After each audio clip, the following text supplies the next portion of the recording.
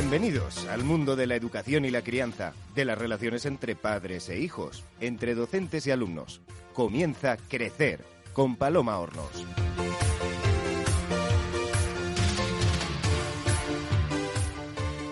Anselm Villatte-Savarin, un jurista francés que se hizo famoso durante la Revolución Francesa, acuñó la popular frase «Dime lo que comes y te diré quién eres».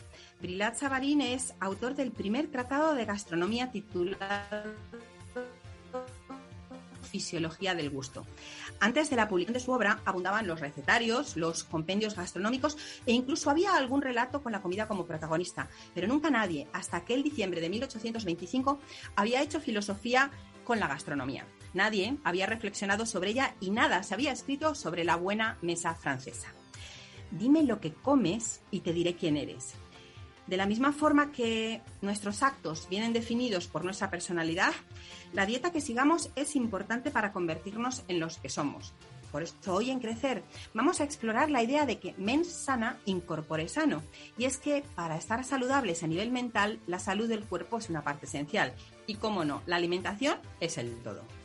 Para que nos enseñen a comer mejor, sentamos a nuestra mesa a 4 expertos. Nuestro primer comensal es Julio Basulto. Julio, muy buenos días. Buenos días, gracias por invitarme. Un honor. Julio es dietista y nutricionista y hoy llega al programa a alertarnos sobre los riesgos de la comida basura. Julio, así un poco para entrar en materia, ¿es posible tener una dieta saludable sin renunciar a disfrutar del placer de una buena comida? Yo creo que es obligatorio.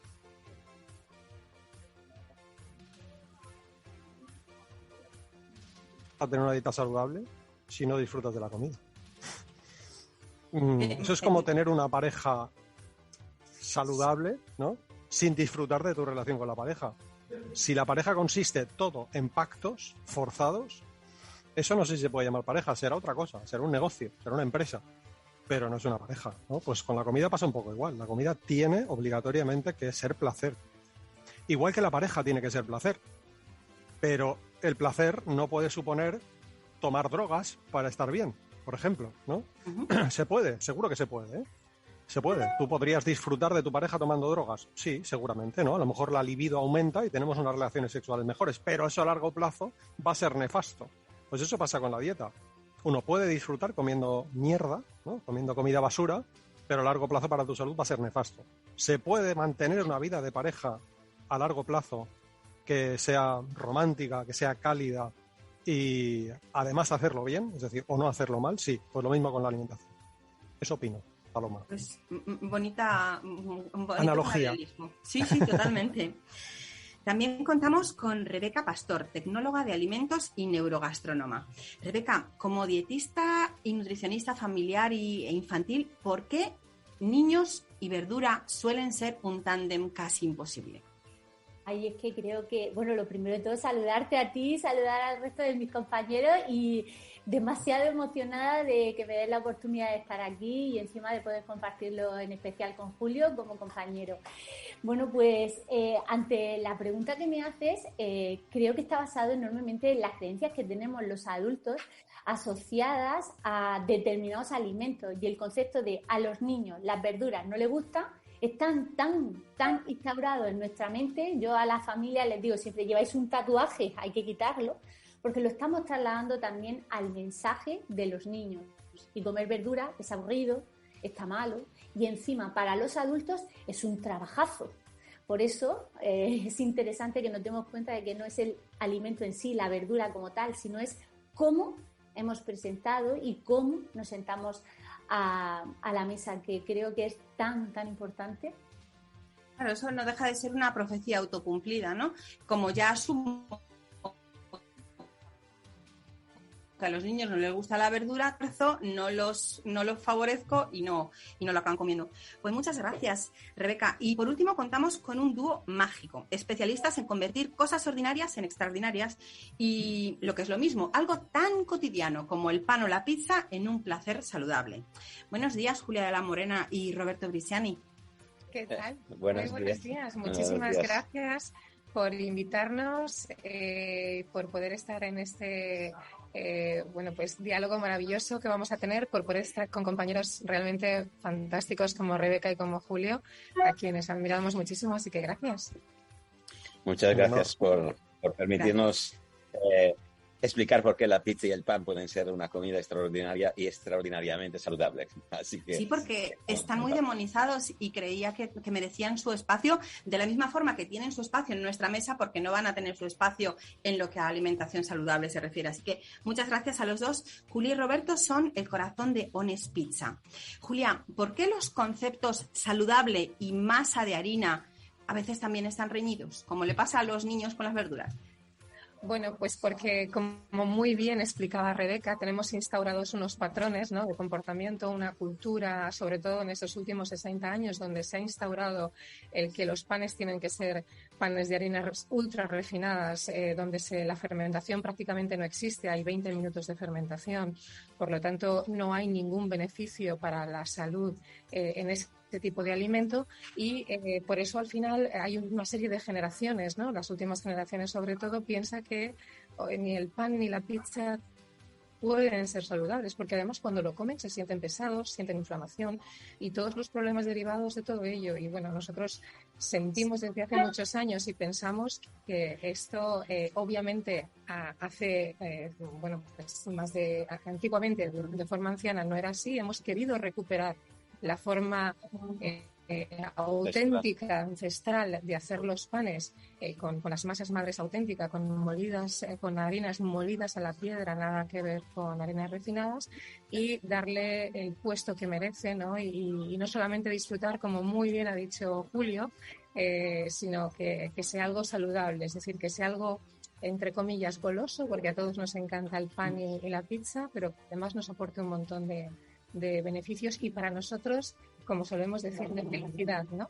Sí, es devolverle la dignidad también a dos alimentos que son base en la dieta mediterránea, hidratos de carbono, pero que realmente la diferencia enorme está, como decía Julia, en una harina molida a la piedra, en lugar de utilizar una harina que internamente nosotros llamamos serrín, porque son harinas que no tienen nada, ya le han quitado todo, y después volver a respetar los tiempos, que son la base de todo, ¿no? Desde una masa madre en lugar de una levadura industrial, y eso es lo que nos devuelve, hace que esos alimentos sean realmente vehículos para transportar después otros elementos, como por ejemplo las verduras, ¿no? Y hacer que los niños disfruten comiendo verduras junto con su plato preferido. Así es. Soy Paloma Hornos y les doy a ustedes que nos escuchan mi bienvenida al programa de hoy. Esta mañana vamos a ponernos delantal, a encender fogones para crear hábitos saludables alimenticios. Así que sin más preámbulos, comenzamos.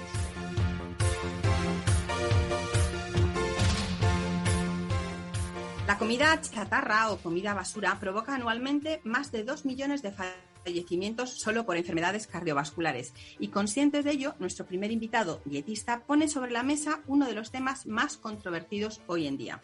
Julio Basulto acaba de lanzar su última obra Come Mierda, editada por Ediciones Vergara, con la que pretende plantar cara a lo que denomina como chatarra comestible y a la industria alimentaria.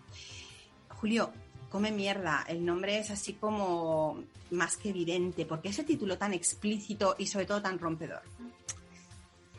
Pues bueno, porque llevo unos cuantos libros a mis espaldas que se venden poco, que muy poca gente los lee, y porque estoy un poco harto de que se llenen estanterías de libros con falsas promesas de salud, de que la industria alimentaria campe a sus anchas, de que haya profesionales sanitarios vendidos a la industria alimentaria, de que haya famosos anunciando comida basura. Ahora mismo hay un famoso anunciando McDonald's, ¿no?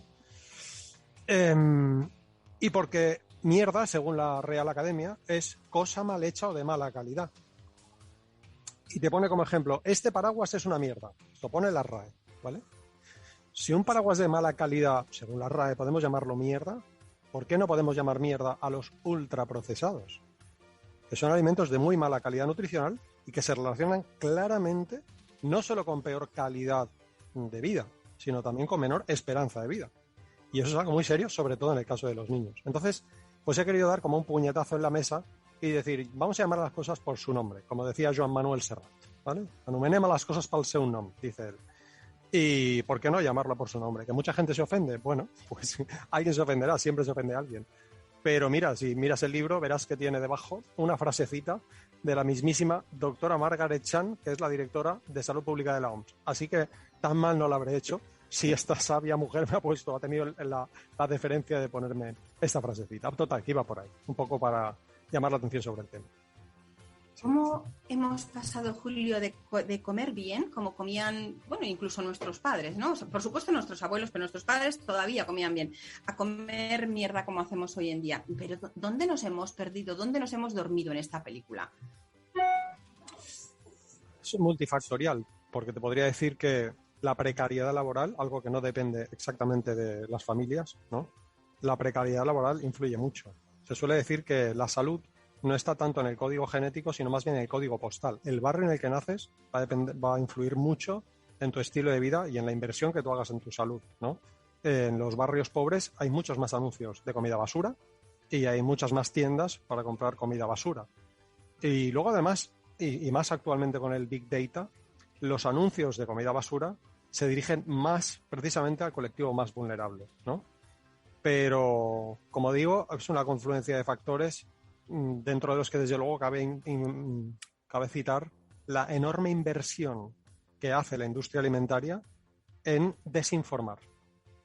No solamente en anunciar, sino en desinformar, en crear desconocimiento. ¿Para qué? Para que la gente piense de algo hay que morir, Claro. o que la gente piense tengo que comer de todo, o sobre todo que la gente piense que Rebeca o yo cada año decís algo diferente, nunca os ponéis de acuerdo, ¿no? Y esto no es así. Los nutricionistas hace 30 o 40 años que decimos lo mismo, más vegetales, menos animales, y nada o casi nada de mierda, ¿vale? De ultraprocesados. Pero la gente no tiene esa percepción, ¿no? Total, que es una confluencia de factores que nos lleva directamente al barranco en el que estamos metidos. Con lo cual, lo que sostienes, y corrígeme si me equivoco, es que comemos mierda porque nos inducen a hacerlo. Sobre todo sí. La gente no es consciente. Hay mucha gente que cree, esto Rebeca sabrá más, que es más experta en nutrición infantil, pero la gente cree erróneamente que la culpa de que los niños coman mal es de los padres, ¿vale? Pues Francisco Juelos y yo, un abogado experto en derecho alimentario, publicamos un artículo científico en el que revisamos si esto es verdad o no es verdad. Y no es verdad. Los padres de los niños que comen mal creen que lo hacen bien. Es decir, no están pensando, voy a darle mierda a mi hijo, que es igual. No, ellos creen que lo están haciendo bien.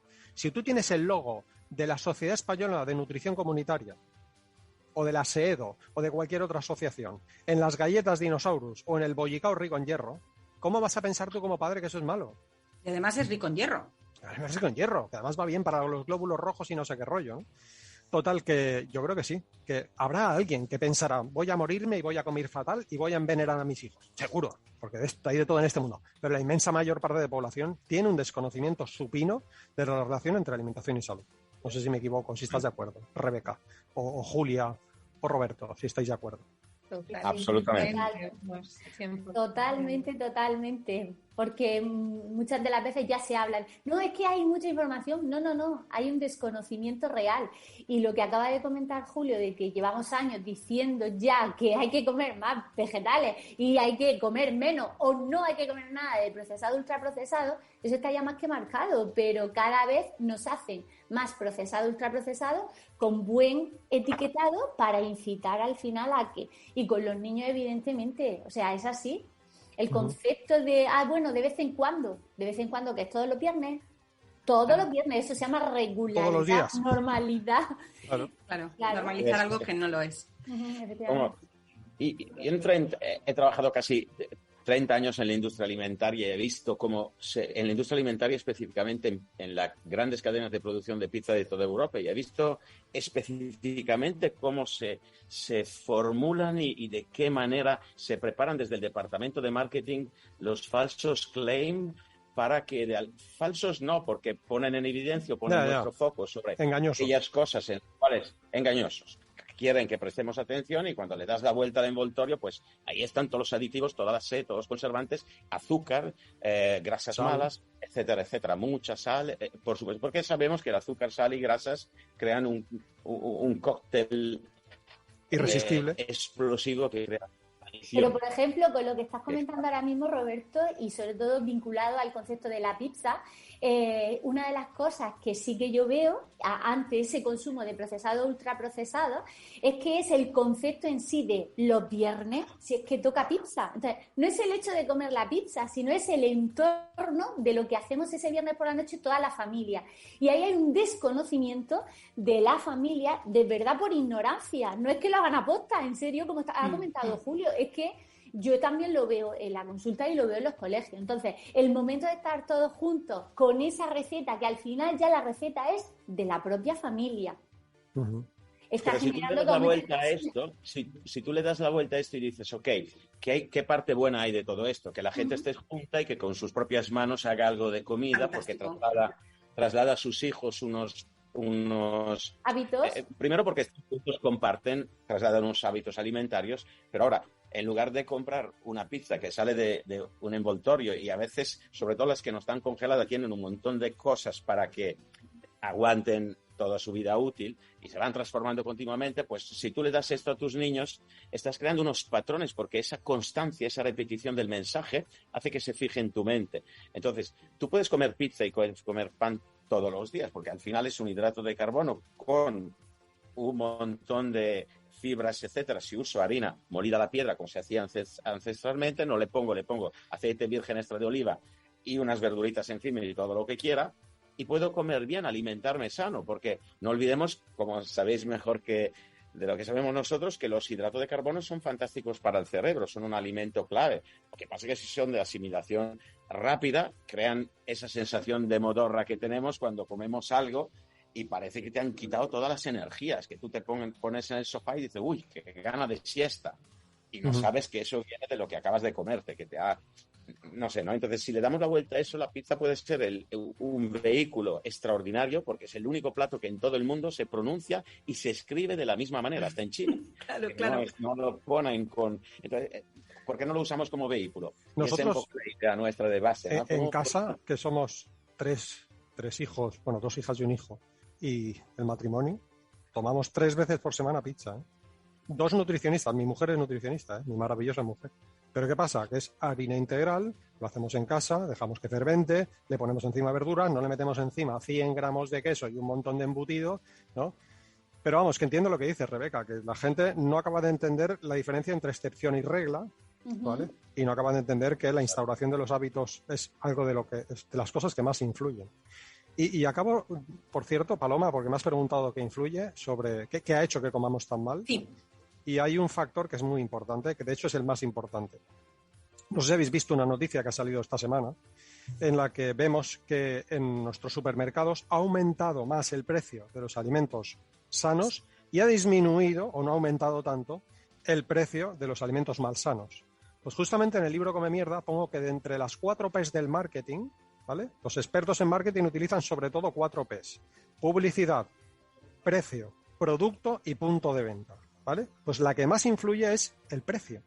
Es decir, lo que más va a determinar que la población que no tiene conocimientos de nutrición y no los va a tener a este paso, ¿vale?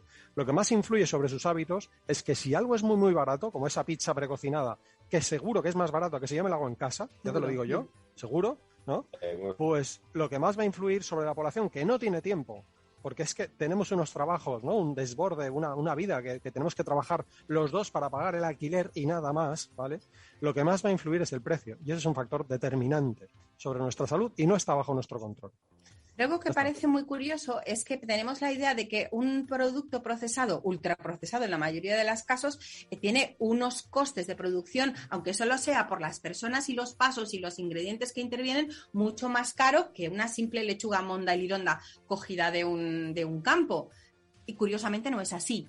¿A qué se debe? ¿A que utilizan productos de bajísima calidad y bajísimo precio, por lo tanto? ¿O por qué es una pizza? Y voy a poner precios que yo no soy la más indicada para ello, pero una pizza hecha en casa vale, vamos a poner 2 euros. Una pizza comprada en cualquier centro comercial vale 50 céntimos. ¿Cómo es posible si lleva más proceso? ¿Julio? Esto Julia y Roberto lo saben mejor que yo. Probablemente. No puedo responder.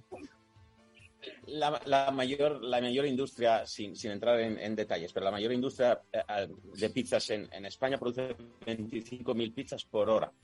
Y en la línea de producción, desde el amasado hasta la salida del horno, hay 2 personas trabajando con una tarjeta de crédito donde está toda la receta. La persona no tiene ni que saber casi ni leer ni escribir. Obviamente son gente que sabe hacer su parte, su proceso, pero ponen esa tarjeta y las pizzas salen 25.000 por hora durante 24 horas al día, con las peores, ¿En serio? que puedas imaginar, las peores. ¿Cómo no van a hacer publicidad para eso? Evidentemente. Claro. Y el resto se lo gastan en publicidad, exactamente. Exacto, realmente la partida más importante es la de publicidad, como bien decíais vosotros dos. Packaging. Bueno, vosotros tres también, Paloma, es decir, bueno, packaging, publicidad, etcétera. Es decir, que es mucho más importante cómo llegamos al público y cómo hacemos que el público, cómo hacemos ese pushing en el público para que ellos lo compren, que los ingredientes. Los ingredientes, lo que se hace. Roberto ha dedicado toda su vida y no sin decir nombres, pero es uno de los que ha creado prácticamente todas las pizzas que se comen, yo diría, en casi toda Europa. Y por eso hicimos este cambio, ¿no? Porque yo he producido mucha mierda y perdóname. Que esté libre de pecado. Sigue, Julia. Es decir, que él estaba totalmente involucrado en esto porque las grandes industrias le han contratado durante más de 30 años para esto. Entonces, ¿qué sucede? Ellos compran los ingredientes de más baja calidad que podáis imaginar y lo que hacen es que suplir lo que deberían hacer esos ingredientes de verdad con aditivos. Con aditivos que hoy en día, como tienen tan mal nombre, como ya todos sabemos que incluso hay un cierto número de público que ya conoce que cuando ve una no lo quiere comprar. O grasas de palma. O las grasas de palma, sí. Que ahora incluso están utilizando las de karité y bueno, y ahí podríamos abrir otro debate, etc. Y los monoglicéridos, etcétera. Lo que hacen ahora es cambiarles los nombres incluso y quitarles la E y ponerle otro nombre que tú dices, ay, pues esto no suena tan mal. Niacina, hierro, no sé qué. O por ejemplo, como la Navin, en lugar de hablar de la colza. Exacto, o tal, intentan con el marketing buscar el sinónimo. Ponerte, por ejemplo, vitamina C, cuando es L300, L300 es un ascórbico. Esto es el gran engañabobos. Cuando tú ves vitamina C, ya sabes que te están engañando. Y perdonar que lo digas así. Es una harina barata.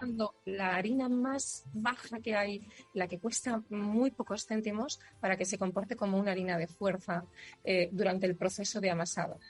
Sí, y tenga un poquito más de hidratación y aguante un poquito más solo la fermentación. Es decir, hay un montón de trucos que ellos conocen muy bien para utilizar los ingredientes de más baja calidad con unos aditivos que cuestan muy, muy poco dinero y entonces un poco dando respuesta a Paloma dice, ¿cómo es posible que a mí me cueste más que lo que les cuesta a ellos? Bueno, pues ¿por qué es esto? Porque dan más importancia a la partida, al budget de publicidad que realmente a cómo aportan salud, bienestar, que es lo que deberíamos todos pensar y importarnos, calidad a la vida de las personas. Si me permites ahí el toque, no viene del fundador de estas empresas que normalmente empiezan pequeñas, algunas de ellas ya empiezan grandes con muchos fondos, pero al principio la idea es buena, pero después llegan el momento de la profesionalización de la empresa y entran los Mr. Planilla, como los llamo yo, que miran la hoja de Excel y miran a ver cómo reducir aumentar el margen. A ellos no les importa nada, no les importa nada la salud de la gente. Claro. Bueno, vamos a ver cómo, si me lo permite la ley,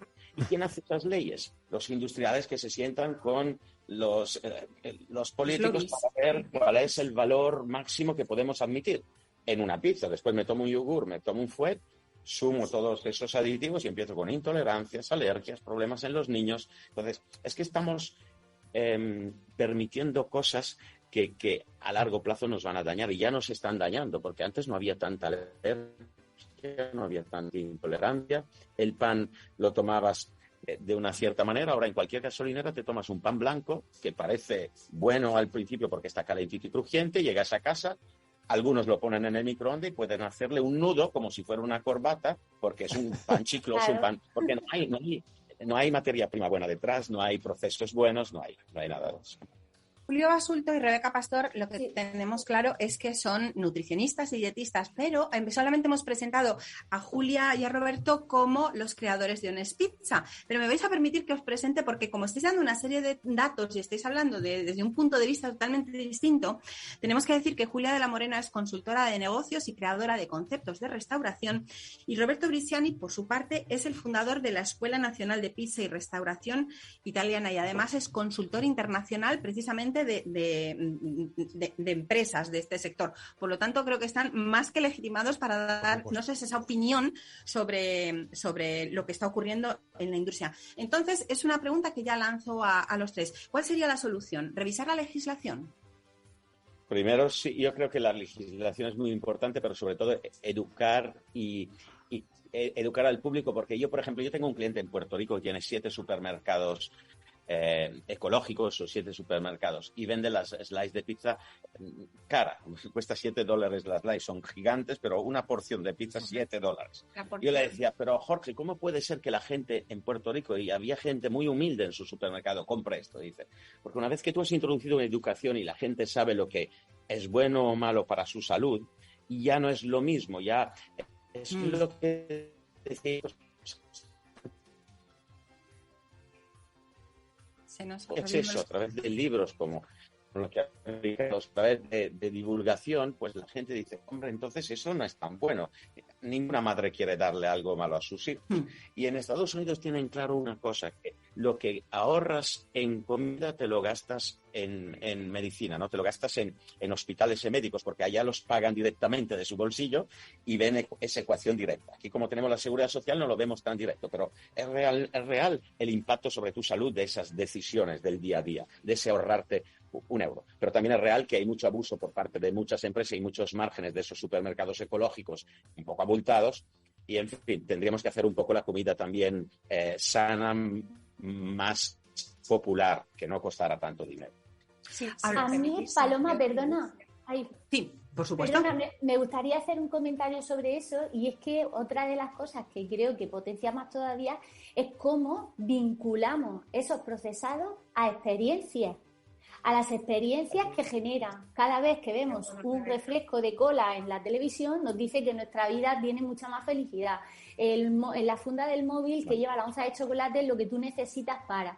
¿Qué está ocurriendo? Que claro, ese marketing que también se está utilizando está vinculado a la creencia de las experiencias. En esta vida, las emociones, las sensaciones, el placer está ahí. Y como bien ha dicho antes Julio, y yo lo acompaño en las palabras, es que la comida es un placer, pero no puede ser que comamos únicamente por placer. Me explico, que toda nuestra búsqueda de placer no la cubra el hambre, porque hay muchas más cosas en nuestra vida. Y yo utilizo siempre la palabra, la frase, Julio, no sé si la comparte, es que los alimentos son mucho más que los nutrientes que nos aportan.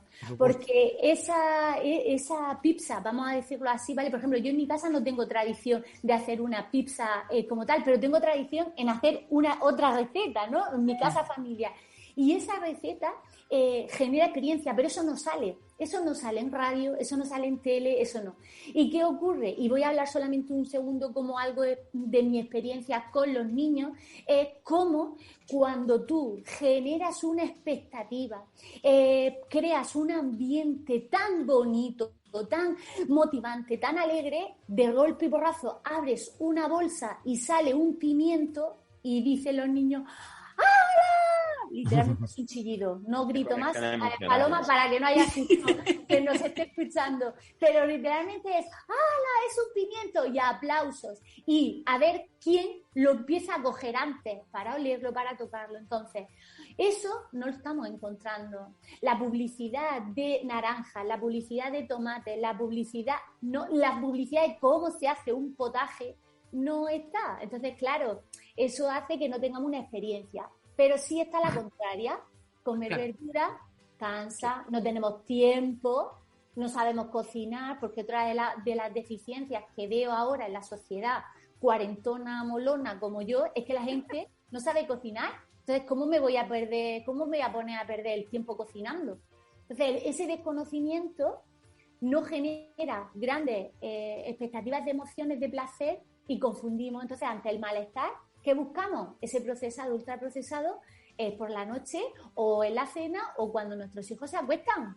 No hay otra. Pues por los azúcares aditivos. Pero hay una cosa muy importante que has dicho, y permíteme solo un segundo, que es, claro, si nosotros intentamos que el pimiento, que esas verduras se transformen en una golosina para los niños a través de esa conexión emocional o de esa experiencia, a nivel de marketing son inversiones brutales para conseguir invertir una tendencia. Pero usamos aquellos vehículos que ya existen, como la pizza o como el pan, que todo el mundo tenemos experiencia de oler a pan o cuando entras en una panadería ese olorcito. Entonces, si aprovechamos eso como vehículo para educar a nuestros niños, digamos que va a ser más fácil. Y el tema del tiempo, la paradoja... Sí, pero estoy de acuerdo contigo, pero borraría una de las palabras que has utilizado, y es hacer que este pimiento sea una golosina. No, yo no quiero que el pimiento parezca una golosina para los niños. No, tampoco. Uno de mis lemas es que quieran comer eso por lo rico que están. ¿Y qué haré yo como profesional? Motivar a que jueguen, a que toquen, a que cocinen, a que prueben, pero sobre todo a que sus padres tengan el pimiento en la mesa. Si no, no hacemos nada. No van a acceder a ello. Estoy de acuerdo en lo que dices. Lo que quería terminar diciendo con lo de antes, también en la paradoja del tiempo.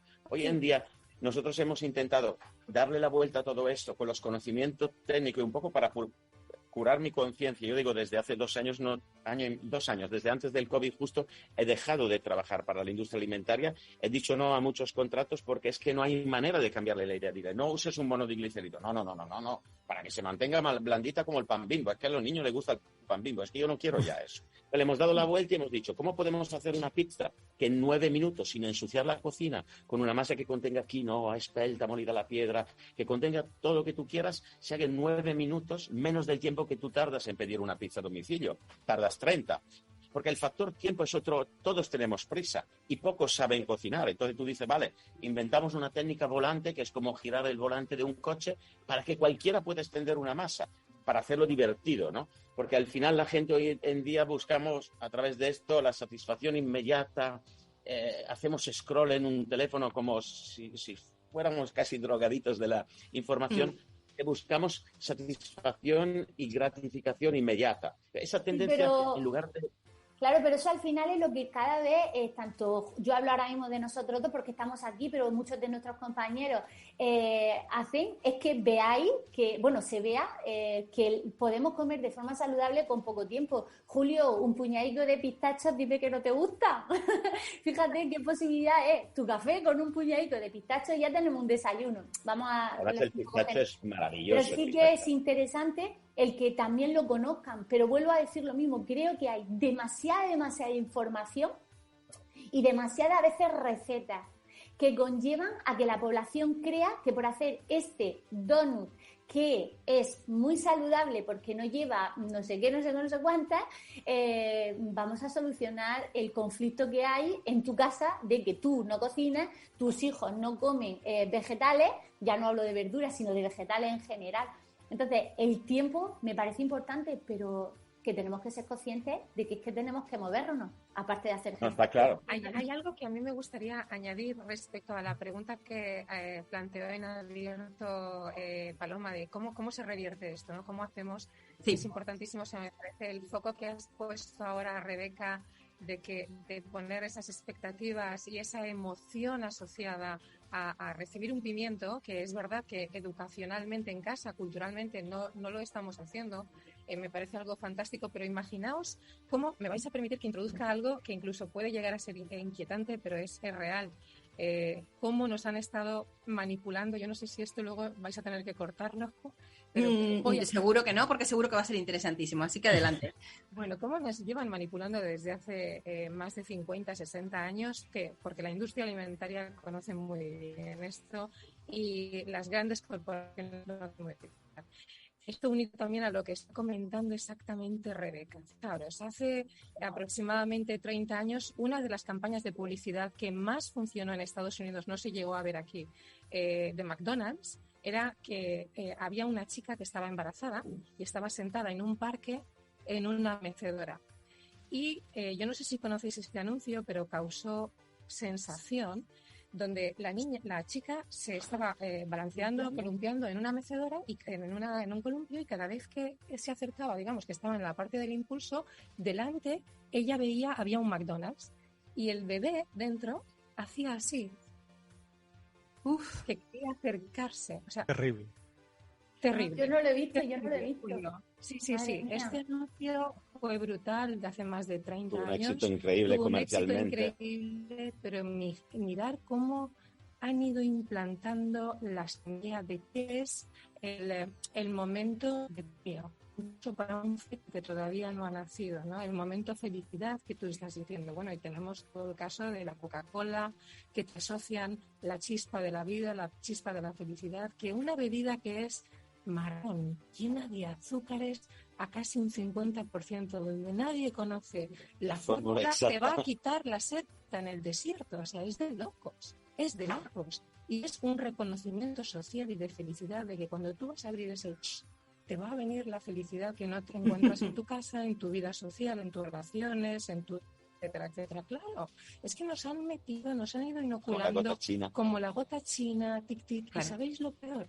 Lo peor es que está totalmente aceptado por los gobiernos. Y que introduzca un elemento que ya sé que es conflictivo, pero mientras ya y veo bastante imposible, porque estas corporaciones, como bien ha dicho Roberto, y nosotros lo sabemos muy bien,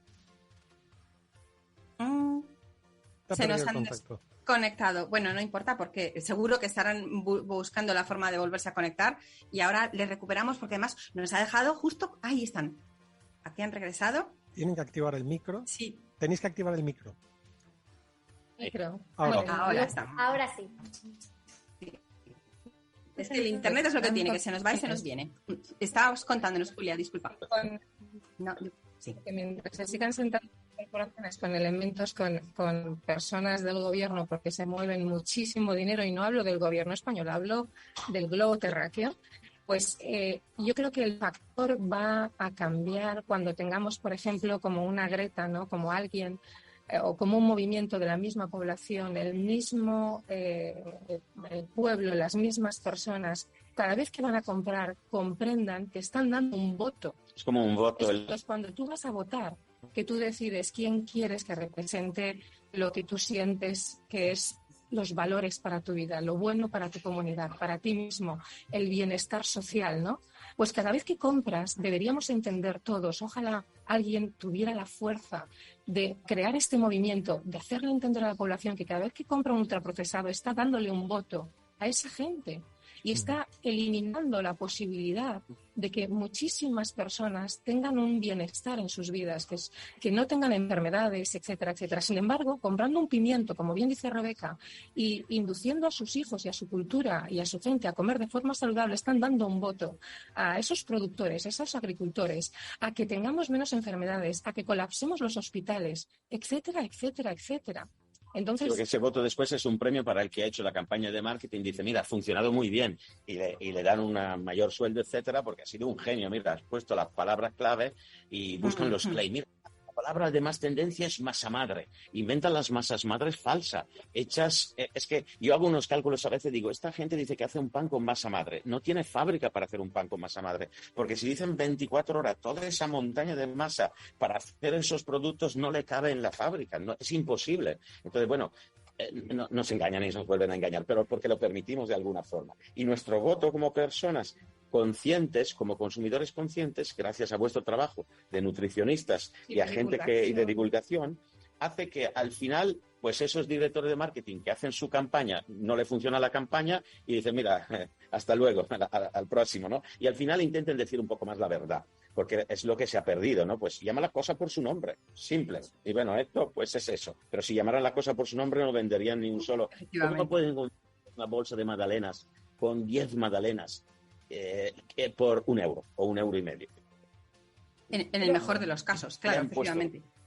Pero en la gran mayoría de las ocasiones no se compra la bolsa de 10 magdalenas por €1. Se compra porque son 10 desayunos que voy a ofrecer a mis hijos sin conflicto. Son 10 desayunos que yo me voy a comer sin complicarme la existencia. Entonces, al final, sigo pensando mucho en ese concepto de esas experiencias. Posiblemente no, lo voy a decir en afirmativo porque soy así, Julio sabe un poco más. Yo, por predisposición natural, busco siempre la parte más positiva. Y sí que opto por no procesado, pero opto por utilizar toda mi energía en aprovechar todo lo que verdaderamente quiero que el mundo sepa, y es que comer más vegetales es lo más maravilloso y lo que verdaderamente nos hace estar más contentos, porque cuida nuestro sistema inmune. Y encima nuestros hijos muchos niños han nacido ya con esa creencia de que estos vegetales no son buenos. Entonces yo voy a trabajar por la parte más positiva. Julio trabaja con no come mierda, no, por favor, y voy a intentar aportar eso. Y como mi público más marcado es con los peques, verdaderamente son tan increíbles todo lo que aprenden generando esas experiencias y vinculando actividades, fiestas, espectáculos, como menciono yo, con ese aspecto, ¿no? Y a veces como no podemos cambiar el mundo, pues entonces aquí estamos, ¿no? Pero mira como Julio ha dicho, no, ¡pum! Pongo el golpe en la mesa y me pongo. Y verdaderamente es así. Vamos a intentar empezar por lo que tenemos más cerca, avanzando, porque si no, entonces esta vida, ahora mismo ya nos podríamos matar todos, y no lo creo. Julio ha sido el primero que ha puesto sobre la mesa ambos habéis dicho, a más verduras, menos carne, y ahora nos encontramos con esta nueva corriente que nos quieren imponer, implantar, sugerir, o no sé muy bien qué verbo utilizar, que es los insectos. ¿Qué sentido tiene? Julio, desde tu punto de vista de come mierda, a mí particularmente, eso sí que me parece una mierda, los insectos. ¿Qué sentido tiene? Le hablo a los nutricionistas, tanto como a Julio como a Rebeca, desde el punto de vista nutricional, y a Julia y a Roberto desde el punto de vista, digamos, más de análisis económico, viable, empresarial, por así decirlo. Julio, ¿qué pasa con estos insectos que nos quieren vender? Que nos quieren meter en la boca, mejor dicho. Es que para muchos hay una página web que se dedica a cosas que se comen en otra parte del mundo y que tú no te comerías ni por todo lo del mundo. Se llama Where Your Food.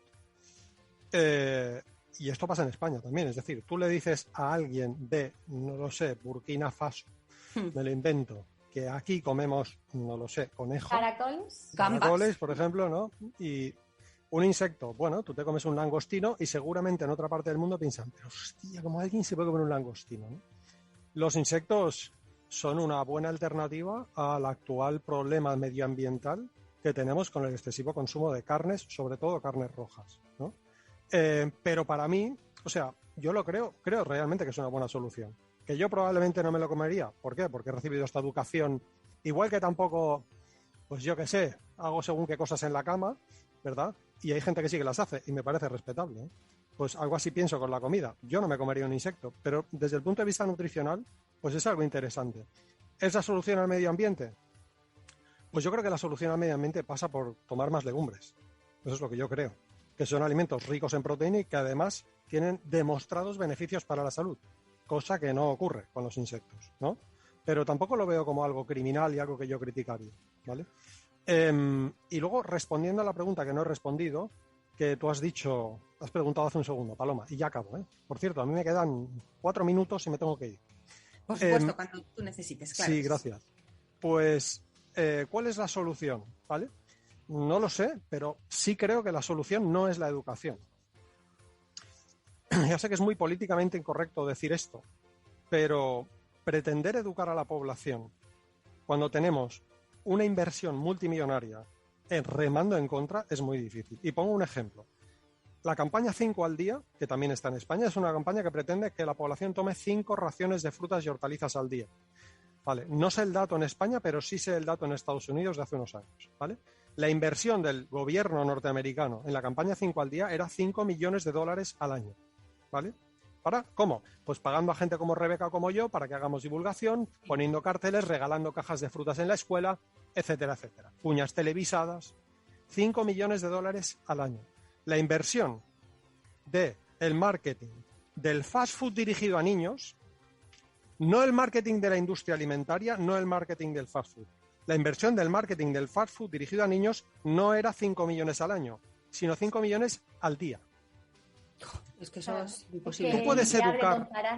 Tú imagínate a un profesor educando a unos niños y detrás que tuviese 1000 anuncios o 1000 marketingianos tipo Risto Mejide, así muy buenos, ¿vale? Porque son mejores, es decir, son mejores educando que tú. pero además son 1000. Esto no se frena educando, se frena parando la publicidad, prohibiendo la publicidad en el horario infantil, dirigida a niños, prohibiendo las puertas giratorias, prohibiendo los conflictos de interés, prohibiendo la captura corporativa que está sucediendo actualmente. O sea, hay buena parte del gobierno que está comprado por la industria alimentaria. Solo frenando esto, solo frenando... Mira, hay un país que prohibió la publicidad de productos más sanos dirigida a niños, pues disminuyó la obesidad infantil notablemente. No es cuestión de que yo eduque a mis hijas y que luego les meta un tortazo. ¿A que no? Pues aquí pasa un poco igual. Tenemos que frenar ese marketing depredador. Tenemos que hacer una... Porque, por ejemplo, habéis puesto el ejemplo de la pizza. Pero yo pondría el ejemplo de la pizza o de la Coca-Cola. Yo pondría el ejemplo del Red Bull. El Red Bull está asqueroso. ¿Quién mierda se toma un Red Bull? Que es basura. ¿Por qué? Porque hay tal chorro de publicidad y tanto azúcar, desde luego, que al final la gente se lo toma. ¿Qué tenemos que hacer? Prohibir el puñetero Red Bull. Se puede, tanto que se puede. Que hay un montón de niños tomando Red Bull y cada vez más, aumenta un 15% cada año el consumo de Red Bull, que es basura, la peor de las basuras, ¿no? Sobre todo legislando sobre lo que puede o no puede contener un alimento, porque ya sabemos todos gracias a vosotros, lo que hace daño, lo que no hace daño a la salud. Y tú no puedes decir si el cianuro es veneno, y uno puede decir, no, puedes tomar hasta este poquito. No, espera, esto es veneno, no lo puedes tomar y punto, quítalo y punto. Y utiliza un ingrediente natural, porque tú, mierda, no tomas solo un poquito porque mucho te hace daño. Es que si te dicen, tómala, no la tomes. Por lo tanto, es decir, es concienciar, pero también es legislar. Y como dices tú, están pagados, eso está claro. Hay algunas industrias algunas que han sido construidas la planta entera con subvenciones. Claro. Y ahí estaban el presidente de la tal, construida con... Sí, te aseguro. Claro. Bueno, digamos que en ese momento en Cataluña es donde mayor concentración de industria alimentaria de la pizza hay, ¿no? Y yo le he visto ahí el presidente dar la mano y mostrarte. Y cuando yo le decía, bueno, este laboratorio para hacer esto cuesta tanto, y dice, no hay problema. Claro, no hay problema porque el dinero lo ponemos todos. Es que ese es nuestro dinero. Al final estamos poniendo nuestro dinero para enfermar. Por lo tanto, ahí sí que hay que hacer un cambio. En cada polémica... Un momentito, Rebeca, tenemos que despedir a Julio porque sé que va con el tiempo justo. Gracias, te agradezco enormemente que nos haya sacado este tema tan controvertido, que además está dando tanto juego y que tenemos que mover conciencias, que creo, corrígeme si me equivoco, que esa es un poco la misión de tu obra. Gracias por estar con nosotros esta mañana. Ha sido un placer, me ha encantado estar con vosotros, de verdad. Y gracias por tu libro, que lo hemos comprado y lo debería leer mucho. Voy a hacer lo mismo con el vuestro, que la verdad que no lo conocía, ya me disculparéis. Honest Pizza es vuestro libro, ¿verdad? Que lo estoy viendo ahora mismo en Revolution, sí. Además en Editorial Vergara, en la misma que la mía, o sea que nada, a por él, gracias. Gracias, yo lo Julio, compré enseguida porque me llamó la atención. Gracias, un honor. Gracias. Os dejo, amigos, gracias. Adiós. Rebeca, Julia. Adiós. Roberto. Adiós. Pero nos quedamos con Julia y con Roberto y Rebeca. Y voy a poner sobre la mesa algo que creo que vosotros vais a respondernos muy bien. Hablamos de las bondades de la dieta mediterránea y amparándonos en ella consideramos que comemos, infinitamente mejor que nuestros vecinos del norte de Europa. La realidad es que la dieta mediterránea está basada en una bomba. Harina, vino, aceite, pero ¿no es un poco incoherente?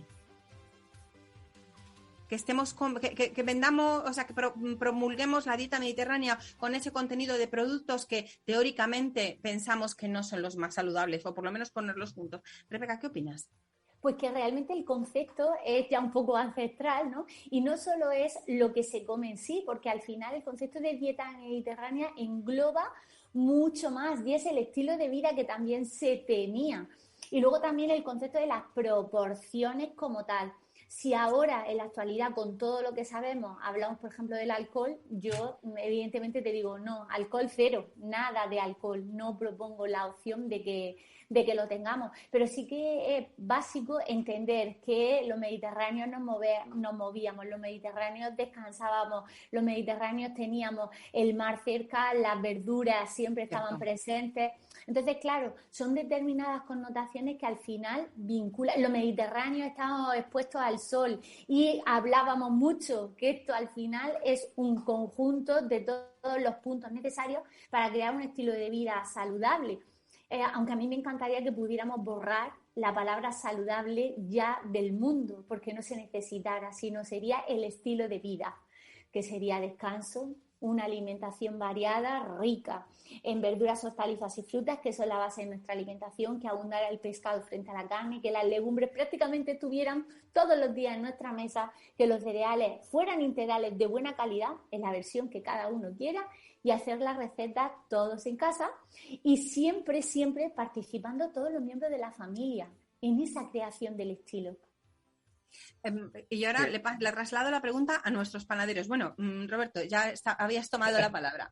Sí, no, más que nada sí estoy de acuerdo, Rebeca, sobre todo si tú lo piensas a lo largo de la historia ha habido 100 millones de estilos distintos de dieta. Ahora sí la grasa, ahora no la grasa. Ahora sí mucha proteína y nada de hidratos, y ahora sí hidratos y nada de proteína.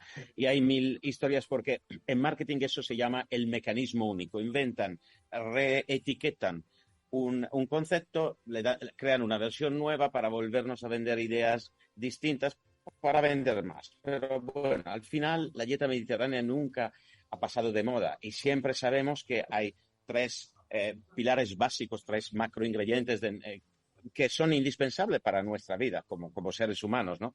Por lo tanto, sí que yo estoy de acuerdo contigo y hay una cosa que quisiera añadir, es que es verdad que cocinar en casa tendríamos que cocinar todos en casa, pero también es verdad que hoy la vida, gracias o por culpa del teléfono móvil y de muchas cosas, nos obliga a un ritmo de trabajo extenuante y a lo mejor el fin de semana alguien tiene tiempo, durante la semana no tiene tanto. Entonces sí que la industria alimentaria tendría que hacer algo para crear productos ya que tengan procesados, pero no ultraprocesados, con ingredientes con mucho valor nutritivo, para que algunas personas que no tienen tiempo material, yo conozco gente de mi entorno que trabaja 16 horas al día, y con 16 horas al día te aseguro que les encantaría cocinar y durante la semana no pueden. Y a lo mejor van a un restaurante y no saben que en el mismo restaurante le añaden azúcar a la salsa de tomate para hacer una pizza, y tú no lo sabes, le añaden un aceite malo.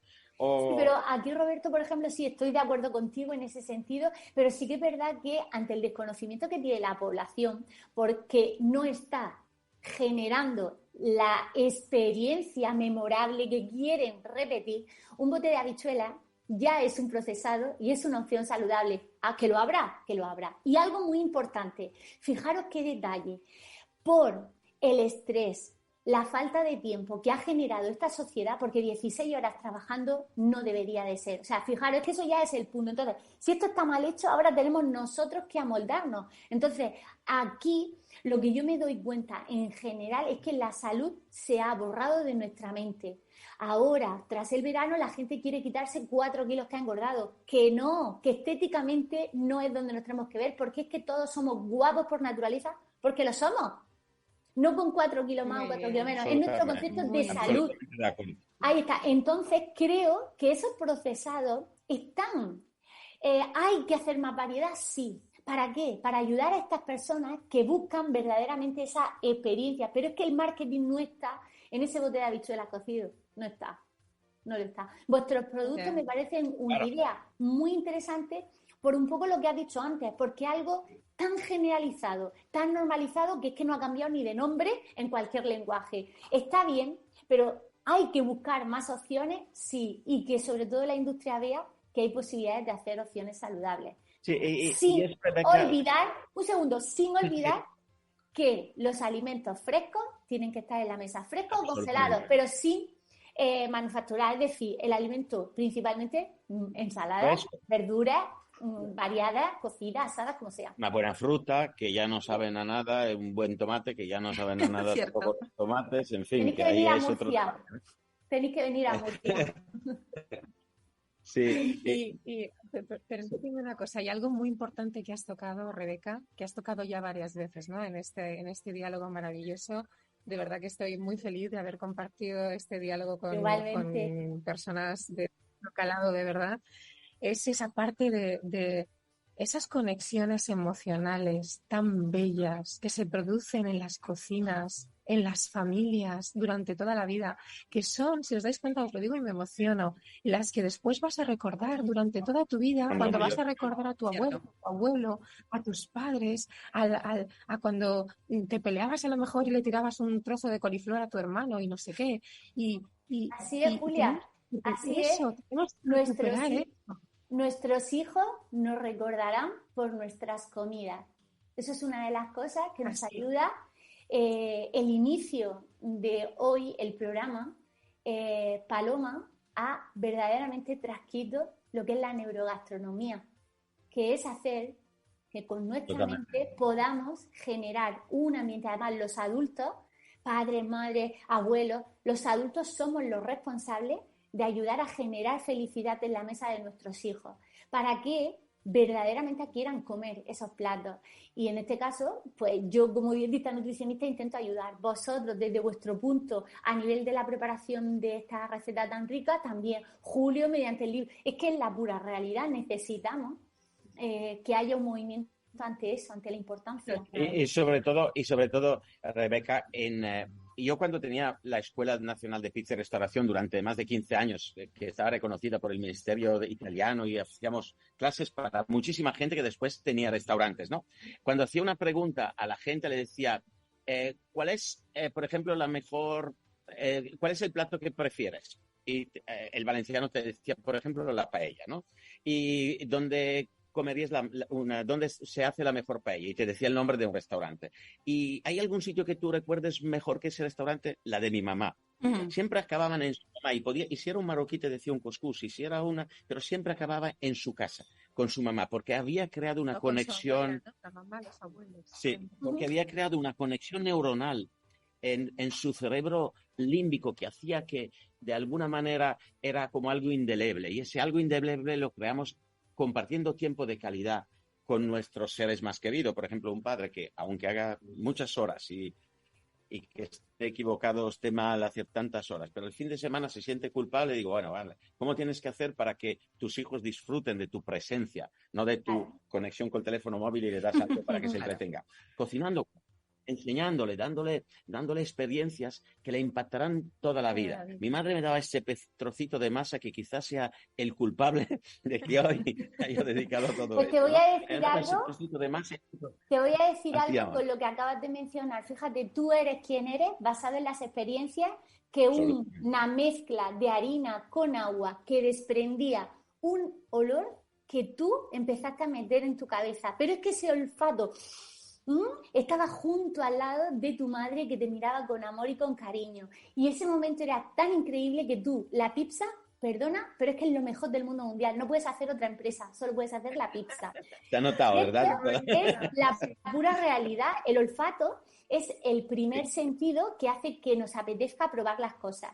Por eso es importantísimo que hagamos, ya no porque sea algo como, para que mejoren la alimentación, sino porque para potenciar el aprendizaje ante nuevas conductas, el mezclar emociones de bienestar, como es ese entorno con tus hermanos, con tus primos, con tus abuelos, lo que sea, mezclado con la estimulación de varios de nuestros sentidos, el olfato, la vista, el oído, el tacto. ¿Qué hace? Intensifica esas conexiones nerviosas que tú acabas de mencionar, donde se produce ese recuerdo en la mente y en el corazón. Por eso cocinar es fundamental. Hay una cosa que Julio dijo antes de salir. Dice, es como si tú tuvieras 100 Risto Mejido, 100 otros expertos en marketing, con mucha... Sí, cuando digo Risto porque es muy bueno en su trabajo, ¿no? 100 personas de marketing, y además lo hace como vehículo y lo hace muy bien, pero 100 personas de marketing detrás que mientras tú estás haciendo todo esto, están despistando al niño y lo están orientando hacia otra cosa. Entonces, para mí también eso es lo ideal, lo que estamos diciendo, pero ¿cómo lo hacemos posible? ¿De qué manera hacemos que esto pueda cambiar cuando hay una tanta diferencia entre el budget o el presupuesto de las grandes corporaciones y el nuestro? ¿De qué manera creamos esa revolución, ese embrión, para que eso empiece a cambiar, ¿no? Entonces, ese es el cómo hacerlo, para mí es súper importante. Por lo tanto, tengo que hacer algo que sea fácil de hacer incluso para el que tenga la excusa de que no tiene tiempo, que sea accesible para el que no tenga la excusa. Por ejemplo, quiero hacer una masa en casa. Roberto, discúlpame, que hable de masa, que es lo único... Me sabe fatal interrumpirte, pero el tiempo puede sobre nosotros. Me quedaría con vosotros horas y horas hablando. Gracias, Julio Basulto, que ha estado con nosotros hace un instante, Rebeca Pastor, Julia de la Morena y Roberto Brisciani por compartir mañana con nosotros. Y me despido con una frase que decía Francis Bacon. Un cuerpo sano es una habitación de invitados para el alma. Un cuerpo enfermo es una prisión. Hasta aquí el programa de hoy. Recuerden, tenemos una nueva cita la semana que viene. Desayunamos juntos cada domingo a las 9 de la mañana en Crecer con Paloma Hornos.